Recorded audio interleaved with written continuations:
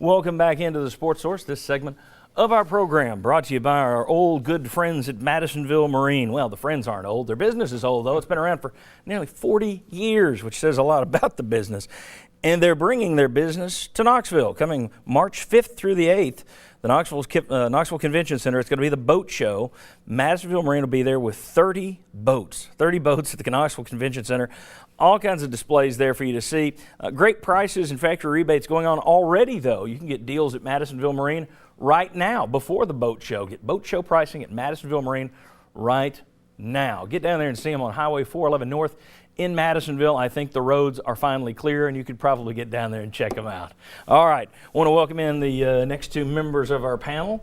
Bob Hodge here, longtime freelance contributor to the Knoxville News Sentinel. Good morning. And right there, Jimmy Himes, who's the host of Sports Talk Monday through Friday on Sports Radio WNML. Jimmy, thank you for being here. Sure, John. All right, guys. We've been talking about the attrition on UT's football roster for a few weeks. The News Sentinel laid out some numbers yesterday. Let's go ahead and put up the list I went through. Small type because there's so many of them. 10 scholarship players with at least 2 years to play have transferred out since the beginning of the 2014 season. As you can see there, a couple of others have been dismissed from the team. One other lost his chance due to academics. So 13 guys right there with more time to play, or 2 or more years to play, all gone since the 1st of September, since August 31st when the season started.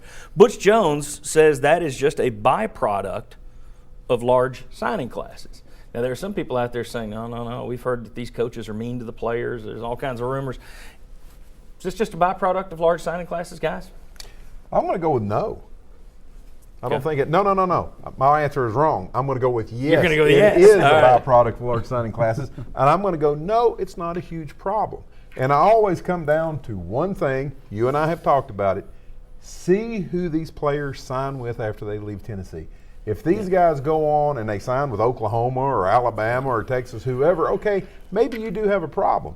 But I think most of the time, these guys are just looking for playing time. They see the writing on the wall. This is a lot of hard work that you put in year-round to not get on the field and be able to play. So I think it is a byproduct of large signing classes. I think it's partially a byproduct. The thing that concerns me is that if you've had that much attrition, I'm wondering a little bit about your evaluation. Why are you? 10 of them he signed. Yeah. So if the majority of this class were players that were juniors and seniors or that he inherited, I could understand that a little bit better. Now, there are different stories for different ones. Some of it's academics. Some of it's maybe they're just not good enough, or they're behind another freshman and they don't want to compete. The thing that got me a little bit, though, what Butch Jones said is that there are a lot of times when players may be behind another player as a freshman. By his 3rd year, he's starting. So are you giving him time to develop? Right. Versus you're not good enough to play, you need to look Well, is the somewhere player else. giving himself time? Yeah, That's the another other side thing, of it. too. I think it's some of both. And what you said, it was 13, isn't that the total? 13 that had at least 2 or more years. And then, 2 were dismissed, 1 academics. So, I mean, 10 have left. So that's 10 left. transfers. The Vic Wharton and the Helm, the tight end, those are the 2 that I think would kind of concern me the most, because playing time and the positive future here did not seem to be the issue with them. Well, I wonder also, large signing class is also tied to the fact that you're completely trying to build up a roster. That's a good and point. because of that, you look, 3 of these transfers, wide receivers, including Vic Wharton. Right. You signed a ton of wide receivers. So if you're Vic Wharton, and he caught the touchdown pass off the Marlon Lane halfback pass in the Taxslayer Bowl, his name really hadn't come up much during the regular season until that point, until there were injuries that cast him into the starting lineup. So if you're Vic Wharton and you're sitting there, and you got so many freshmen and sophomores in front of you, you may, as Bob said, you're not giving yourself a chance to develop and pass somebody out there. But you look, they signed a number of defensive linemen, and you've got 1 dismissed, 1 academics, 2 transfers from your D-line. Now you look at this spring with all the injuries, you're going to have a hard time putting anybody on your defensive line this spring. You've only got 1 scholarship quarterback back, 1 scholarship running back back. It's becoming a pinch, I would think. I mean, whether it's evaluation or these kids deciding I want to go somewhere and play, either way, it's going to be a pinch this spring. I think a part of it, too, is in looking forward, I think Tennessee's going to be a little bit more selective. I don't think they're going to go out signing 30 players in a class. I think they'll whittle that down a little bit more. And here's how inexact science recruiting is. We mentioned Michael Sawyers. He was the number 7 rated player in the state of Tennessee. You know what Derek Barnett was? The 5th rated player in the state of Tennessee.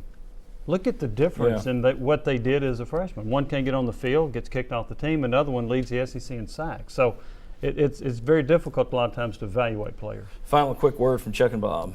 I think there are some concerns there, but I would not be overly concerned just yet. I would want to see if this is a pattern that continues. I still think you got to give Butch Jones more time. He's been here for 2 seasons. It's still a program in transition. Mm-hmm. So let's see what's happening in year 4 and 5 of his program. Are you still doing this? I think right now you're still just trying to get your feet on the ground and get the direction you're going in. Well, I mean, these first 2 years you had so many freshmen and sophomores all over the place. Now you're going to have some juniors.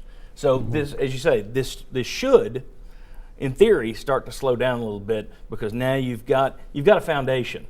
You know, it's still brick by brick and it's not built yet, but you have a foundation. So we'll have to pay attention to this moving forward. But I tend to agree with you guys that it is, in a large part, sort of natural byproduct of signing such young guys on an all-new roster when you're just trying to fill spots. All right, when we come back, this might be Tennessee's 3rd non-tournament season since 1998. Think about that. Think about how consistently Tennessee basketball has reached either the NIT or the NCAA. How much could that hurt in recruiting with all the Donnie Tyndall stuff already out there? Come on back on the Sports Source.